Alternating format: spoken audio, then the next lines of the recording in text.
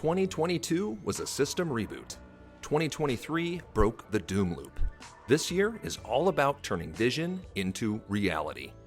Conference to Restore Humanity 2024 is an invitation for K-12 and college educators to build your joyful, reimagined classroom. Our conference is designed around the accessibility and sustainability of virtual learning, while engaging participants in an environment that models the same progressive pedagogy we value with students. Instead of long Zoom presentations with a brief Q&A, our flipped keynotes let the learning community listen and learn on their own time, then engage in a 1-hour Q&A with our speakers. Dr. Mary Helen Immordino-Yang makes the neurobiological case for progressive education rooted in her groundbreaking work in affective neuroscience. Dr. Carla Shalaby demonstrates the power of education as the practice of freedom, honoring young people's rights to full human being. Dr. Sausan Jaber elevates the voices of Arab and Muslim students as an advocate for global equity and justice. And Orchard View School's Innovative Learning Center showcases healthy, sustainable community learning spaces for teenagers and adult learners alike. Beyond our flipped keynotes, participants will be invited to join week-long learning journeys. Join Trevor Alio on a journey to learn interdisciplinary, inquiry-based methods to equip students as knowledge producers, communicating with zines, podcasts, and more. And understand the ripple effects of modern imperialism with a focus on Palestinian resilience and classroom tools for fostering global solidarity in our second workshop led by Abir Ramadan Shanawi. We're also featuring virtual school tours so you can see progressive practice in action at the Nova Lab, Olentangy STEM Academy, Community Lab School, and more. The mission of reshaping education systems, of turning vision into reality, is vital for a sustainable and just future. Conference to Restore Humanity runs July 22nd through the 25th, and as of recording, early bird tickets are still available. It's $150 for 4 days, with discounts available, group rates, and parity pricing.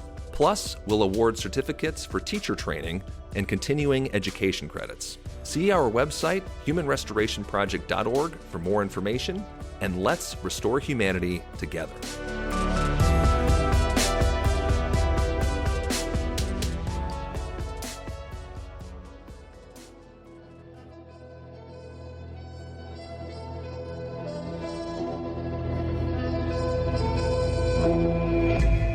Hello and welcome to episode 148 of the Human Restoration Project podcast. My name is Nick Covington.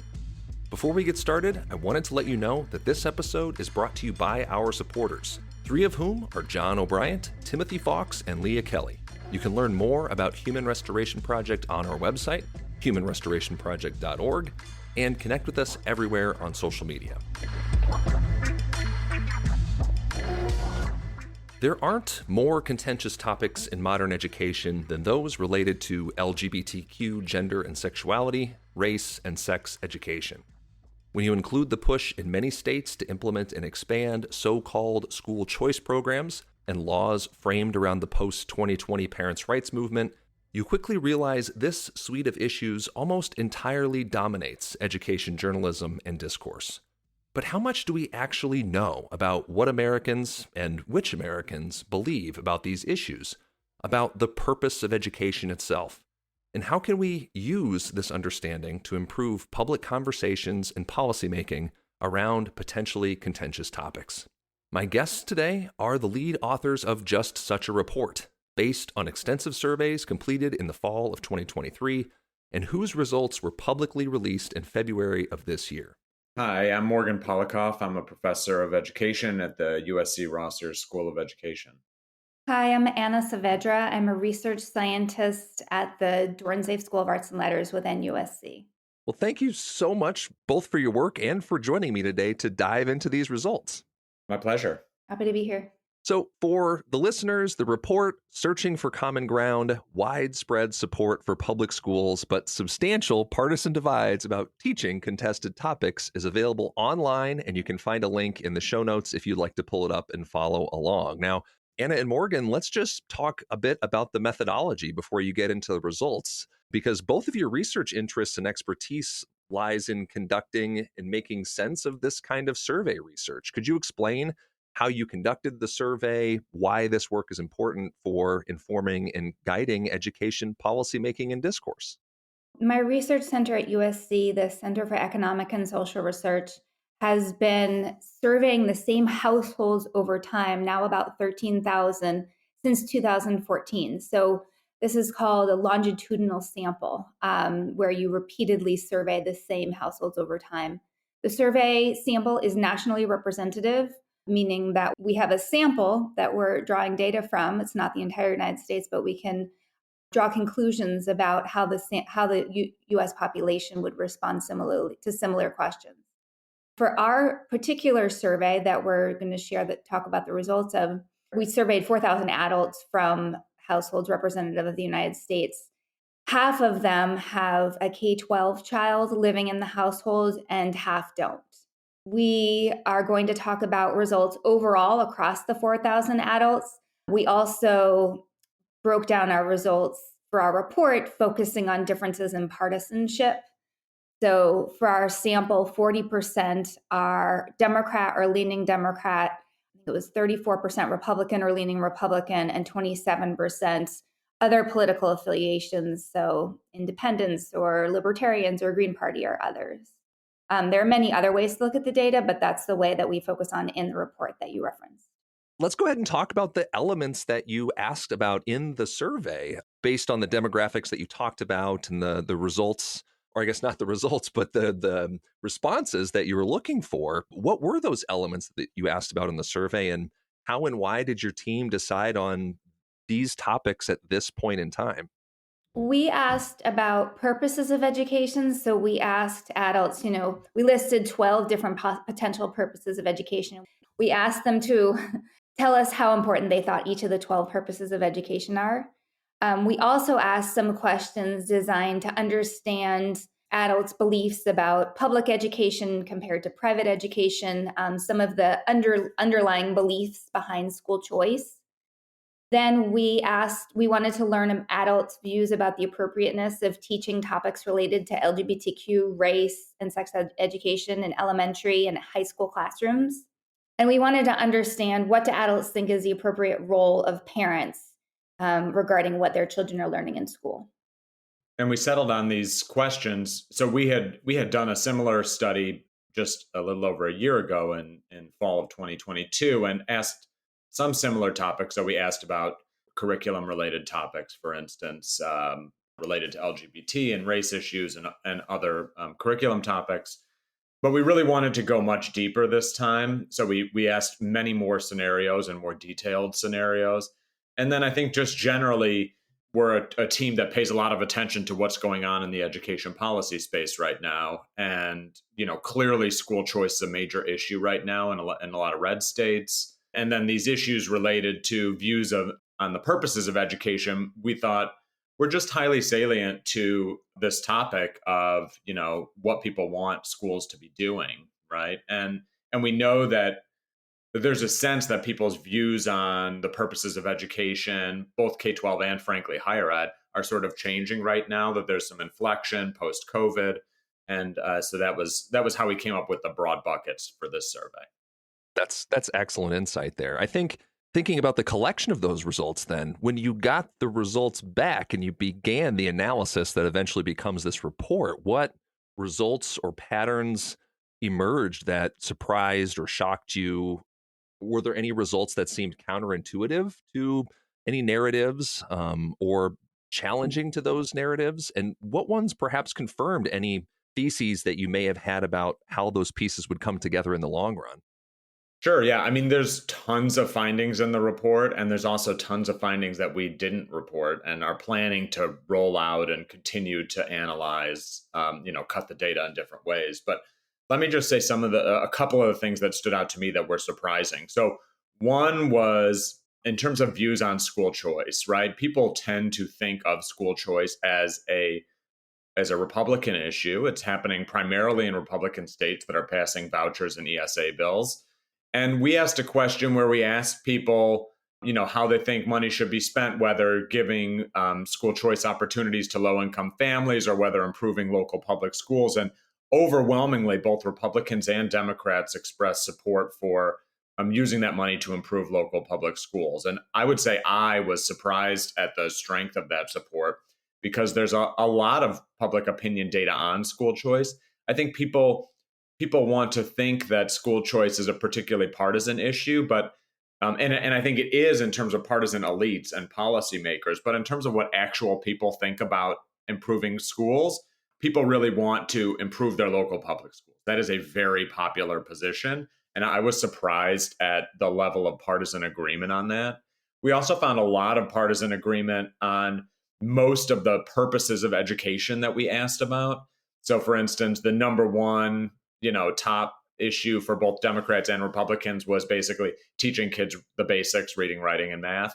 And but across essentially every purpose that we asked about, really except for one, there was pretty good partisan agreement. The one issue where we really did see a pretty big partisan agreement separating Republicans and Democrats was on teaching children the importance of embracing differences, where Democrats were much more supportive of that as a purpose of education than Republicans were. But those are two things that, to me, really stuck out as pretty surprising.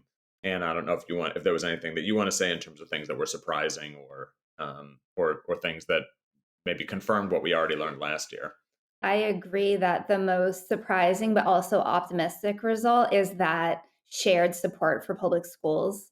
And it's a common starting point, right? We did find a lot of areas of disagreement or difference between Democrats and Republicans in terms of the content that they think children should be learning at elementary and high school in terms of these issues of race, LGBT, and sex ed.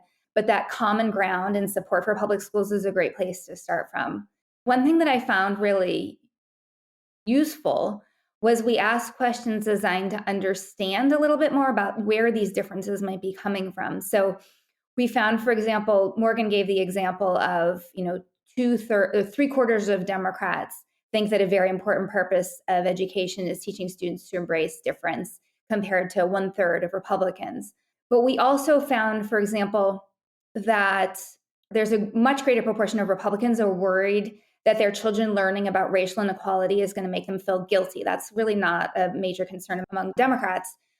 We found some other sort of explanations that seemed helpful, like much greater percentages of Republicans are worried that learning about being gay or being trans will actually make students be gay or trans, whereas that is a much lesser concern among Democrats. We found several others of these differences, but I do think that understanding these differences in conjunction with having this great support for public education is like a way forward. We all have support for public schools. Let's learn about each other's differences and maybe we can come to some sort of consensus. Another thing that I found pretty sort of helpful and a little bit concerning also is that when there's disagreement between adults and what kids should be learning in school, there's also disagreement on how to reconcile that disagreement. And that's sort of we need to figure out some process here. I thought that those results kind of together are saying, look, we support public schools. We have some differences. Let's try and understand those differences and come to some sort of processes that we can all agree on to come to some kind of consensus.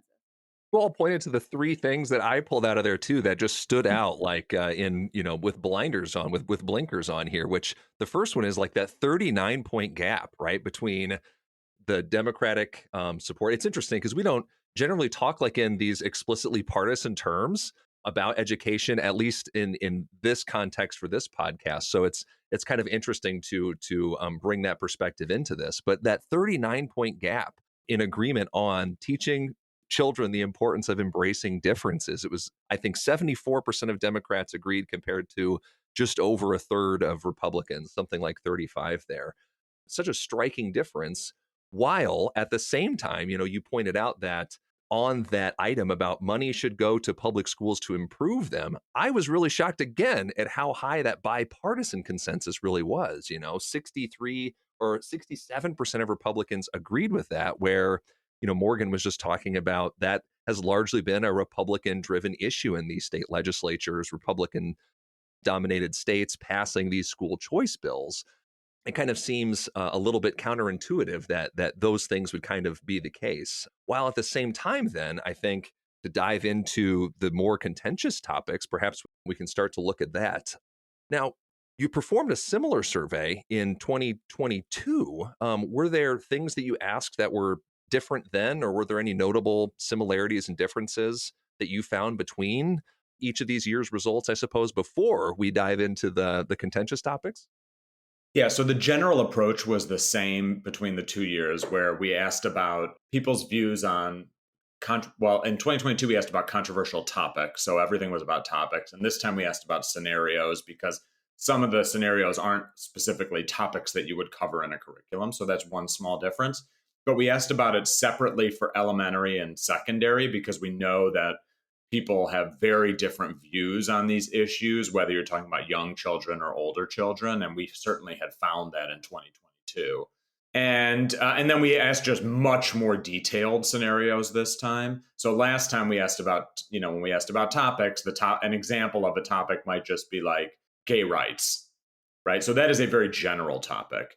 And really, we want to understand, well, where are people comfortable and not comfortable? Because the specific scenarios that come up, those are what people are talking about, right? Whether it's, trans girls on girls' sports teams, or whether it's a pride flag in a classroom, or whether it's talking about slavery as the cause of the Civil War, right? These are very specific scenarios.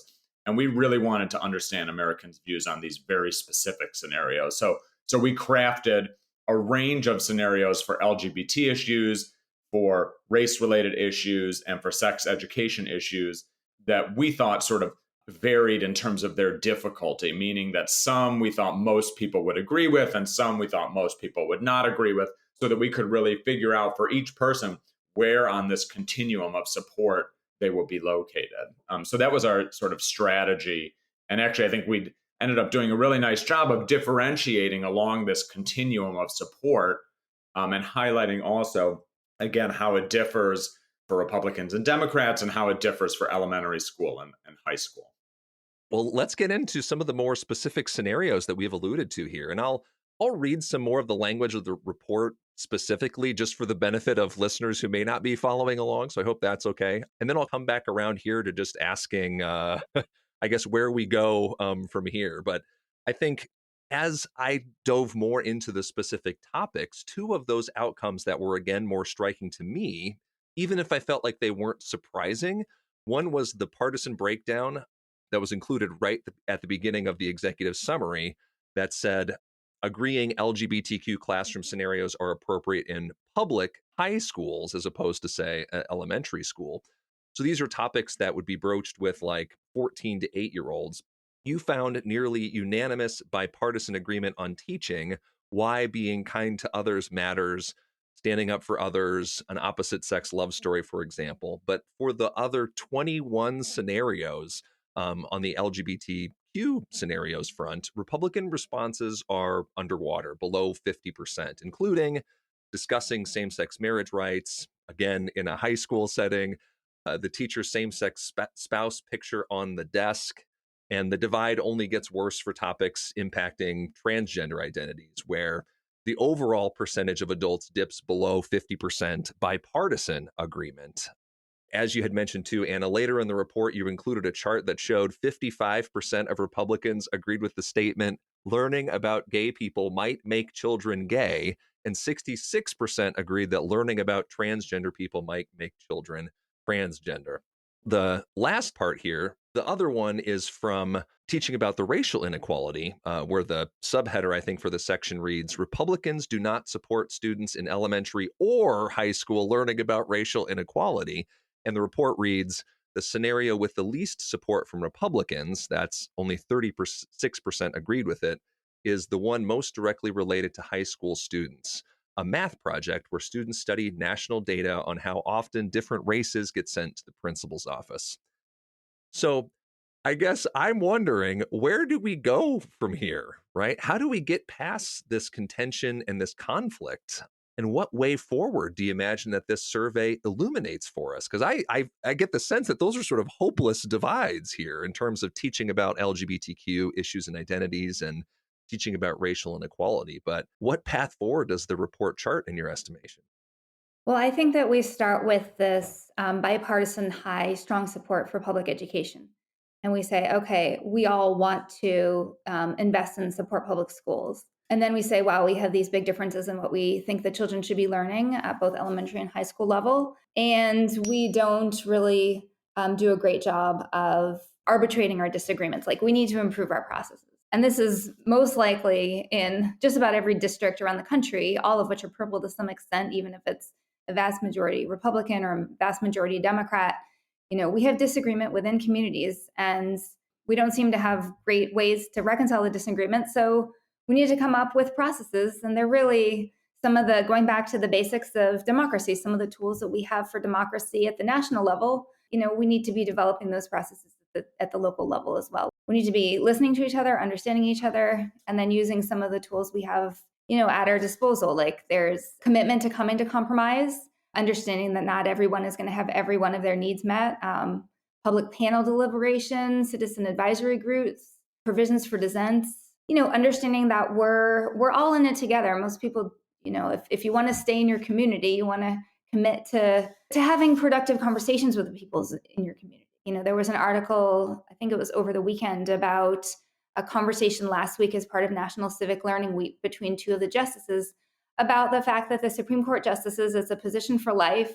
They have a lot of disagreements among them, but they also have some really, really strong norms about how they should be communicating with each other. And I think that there's some lessons to learn from the justices in terms of, we might have a lot of disagreements about some of their decisions, but maybe they have some processes we can all learn from. I think all that I would add additional emphasis to what Anna said, right? Ultimately, what it comes down to, curriculum is, for better or for worse, a local issue and a state issue. And I think states need to put out guidance for how these issues are to be addressed in, in age appropriate ways across the continuum. I think locals need to have similar discussions about how they're going to implement these kinds of issues. And we're not all going to agree. As Anna says, every district is purple. I think there needs to be guardrails. And I'm not wild about the idea, but there also needs to be opportunities for parents who disagree with the way particular topics are going to be presented to have the opportunity to both express their disagreement, and also, if they really don't want their kid learning something, there needs to be some kind of release valve. And I don't think we want kids opting out of lots of lessons. I think that's a logistical nightmare, and I think it's bad for democracy. But I also think that, for some people, there are non-negotiable things they do or don't want their child to hear. And we have to respect that to some extent. And so I really think it means coming up with specific policies and strategies, models that can work in red states and blue states and purple states, and that's really the path forward. Perhaps to build off of that too, and just kind of look ahead a little bit further. I know it's difficult just because obviously, you guys are researchers, not policymakers, so it's hard to ask like how you envision these results being used. Are there areas though that your insight can be valuable on, as far as the areas of you see of greatest compromise, the biggest levers that we have to bring people together, to be able to do that? Perhaps, yes, on the agreement that our public schools are good and valuable, and we need to spend money on them. But then when we get into the nitty gritty of what do we teach in there, and how do we do that? Are there areas of compromise that you see being powerful levers for that? I don't know. What do you think? Yeah, listen, I think that there are clear differences across grade level here. And I think one thing that our report does very nicely is really gets into the details of what people are supportive of and opposed to at elementary and secondary. And the story is very, very different, right? So at secondary school, I would say the general, 30,000 foot takeaway is people want potentially difficult issues to be covered in secondary school. What they don't want is they don't want teachers pushing a particular ideology on children. And so that means coming at fraught topics from multiple perspectives, critically analyzing data, giving students the abilities to come to their own conclusions about potentially fraught issues. And that's how I read the secondary school results. And there are lots of surveys that come to the same general conclusion. There was one, I think, from Ed Choice that came out last week that had very similar results, where they actually directly asked a question, and the conclusion was basically people are very concerned about teachers pushing particular ideologies on children. And so I think we could just accept that as a finding now, right? That we found it in both of our waves of the survey. It's been found in other surveys as well. So people want secondary schools to be a place where these issues are discussed. For elementary schools, I think broadly, people don't want elementary school kids exposed to potentially difficult topics. I think they pretty much think that for little kids, leave those issues at home and have the school focus on the basics. And we as educators might think, oh, that's not really reasonable, or, kids are going to ask questions or things like that. But people do have concerns about age appropriateness. And that certainly is true on the LGBT issues, where even on most of those issues, Democrats aren't supportive of them being addressed. But even on the racial issues, right? Like getting into complex things about the causes of racial inequality for a 9-year-old, I think a lot of people would say, that's probably a little bit young for that kind of conversation. And let's have that when they're a few years older and they can engage in more complex reasoning. So I think that grade level difference is really important. And we found that across both our surveys now. I would say, building on what Morgan said, and this isn't as much from our survey as some of the other surveys that have been out there around the same time. There have been surveys of teachers showing how hard all this disagreement has been on teachers. They have fear about what they're teaching, but they also need support. There are resources out there that can show teachers and provide them with the tools that they need to really foster open discussion in a way that is welcoming of different perspectives from the kids, not indoctrinating. It's a skill to be able to facilitate a conversation about a potentially contested topic.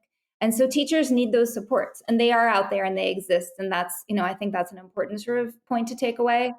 I think the other point is just we should all be looking at ourselves and asking how can we contribute more productively to the conversations going on in our own towns about what's happening in our local public. Because we can start by pointing fingers at others, or we can start by improving what we're doing ourselves. Have your survey and the information that it reveals just added as a supplement, as a complement to the other array of perspectives and data that's out there too. I think. Can I actually add one more? Of course. Yes. We've also been analyzing the data in other ways for things that haven't yet been published. And I will say that this report focuses on partisan differences between Democrats and Republicans. Another way to slice the same data is to focus on differences based on the partisan breakdown of where people live, right? Because you live in a congressional district that has a particular breakdown. And so we've also done that. And the gaps are much smaller between quote unquote red places and blue places than they are between Democrats and Republicans. And that should make some sense, because even red places are still usually 30% Democrat or something like that. And so even on things like the slavery is the cause of the Civil War, there might be some big gap between red places and blue places. There really is not. And on a lot of the items, these gaps look much smaller when you analyze them sort of geographically. So I think there's also a little bit of a disconnect between, and actually I think this is true on both the left and the right, between what policymakers would like to push into schools and what the actual makeup of a particular school district, if you were to poll all the parents in the school district, what they would want for their kids on average, right? Because policymakers represent one party. Unfortunately, this is kind of the way it works these days. Policymakers represent one party rather than representing all of the people who are in their district, whether they're blue or red. And so I think that's another important thing, is that this report, which emphasizes the partisan gaps between Democrats and Republicans, makes them look very large, but there are other ways of analyzing the data that in some ways I think are more reflective of the ways that we actually structure schools, that point out that actually these gaps aren't quite as large, and there are more areas of common ground. Are there any other ways that, I guess I'm kind of excited about that angle of things here. Are there other ways that you're both parsing out the massive pile of data that you've gotten from all of these participants that you're excited to look forward to, be they by congressional district or other perspectives for future reports and releases?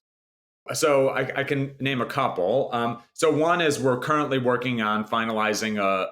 So we actually did a thing where we embedded an experimental manipulation in the survey where we gave people some information about the potential downsides of opting kids out of a lesson that you disagree with. So we gave half the people that, and we gave the other half of the people not that description. And we found that just that description of the potential downsides really substantially reduced people's intended support for opting kids out of a lesson with content they disagree with. I want to say it was like a 14% or a 16%. 15 percentage points or 25%. So it was from a 57% support rate to a 42% support rate.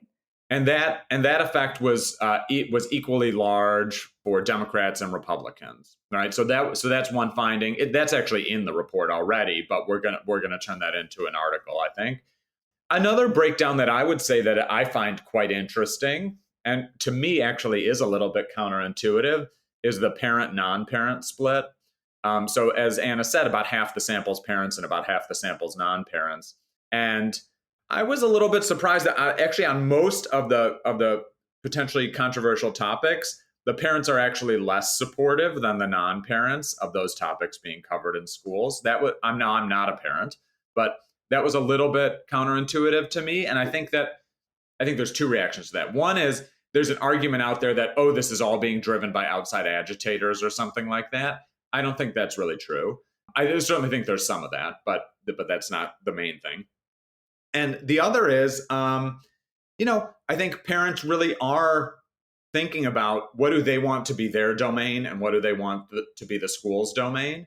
And I think that, we don't want to demonize parents. Parenting is hard. We should respect parents' opinions about what is their area and what is the school's area to to the extent that we can. And so that parent-non-parent split, I think, is also pretty interesting. But the great thing about the UAS is because we've been surveying these people for a very long time, we have all kinds of demographics and we know everything about these people, their education levels, their incomes, as I said, where they're located, and certainly their race, ethnicity. So we can do lots of these different kinds of analyses. If your listeners have an idea of particular things they're interested in, we can always do more. That reminds me that we have a lot of people to thank for this work. We're representing a big team, but we also always really like to thank our UAS respondents because obviously we couldn't do any of this without them. No, that's awesome. Yeah, I think just with an eye on time, is there a way that you imagine these results being used, or a way that they're out there in the wild for the public, for policymakers, for people to look at? Is there a particular use case that you had imagined for these? And then is there just anything else that in the course of our short conversation didn't get mentioned that you would think, hey, I'd be remiss if I didn't enter this into the record?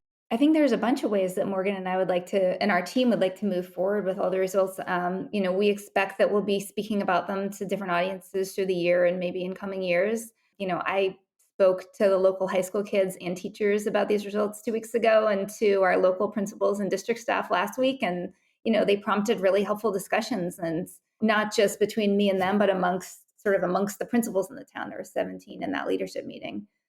There's a lot of different audiences that might respond in different sorts of ways. We hope that this will raise attention for funders, for example. There's ways that funders could be interested in different parts of the report and maybe want to learn more about different parts of our results. The Hewlett Foundation funded our work last year and this year. We're very grateful for that support. Morgan and I are going to be presenting to a big group of funders in the fall. We're looking forward to that. I think that there's honestly a great need and opportunity for a middle of the road. Listen, I realize it's a presidential election season. It's totally crazy. It feels like everyone is like, that partisanship is ruling everything. But actually, I think a lot of people are sick of that. I think that there's an opportunity for, regardless of whoever wins in November, that there's an opportunity for a conversation about, sensible policies that large majorities of Americans can support about what goes on in schools. And I think rather than thinking about everything as like a partisan death battle, that there is a great opportunity for funders who are interested in sort of the future of civics and democracy to support efforts to come together and find common ground on what should be happening in our public schools. And so I hope that our report can be part of those conversations and help us think about, okay, well, what is the path forward here that makes education better for all Americans? There's a soundbite if I've ever heard one. That's what I was going for. He's so good at those. I could kind of see the gears turning. Like, I got to land this plane. Right. I know. Yeah. I was like, how am I going to end this sentence? For all Americans. We'll put that on your campaign bumper sticker later. No. Right. My gosh. No, I found the report fascinating. I read every page of it. I encourage people, I'll include links. Obviously, when we share out the full podcast in April, we'll include the link to it again. It'll still be relevant, as you said, Morgan, clear through this presidential election. And this is just a great way, I think, to help bring more light than heat. If that's a cliche, I think it's a useful one. But the report is searching for common ground, widespread support for public schools, but substantial partisan divides about teaching contested topics, with the lead authors here, Anna and Morgan. So thank you so much for joining me today. Thank you for having us. Thank you again for listening to our podcast at Human Restoration Project. I hope this conversation leaves you inspired and ready to start making change. If you enjoyed listening, please consider leaving us a review on your favorite podcast player. Plus, find a whole host of free resources, writings, and other podcasts, all for free on our website, humanrestorationproject.org. Thank you.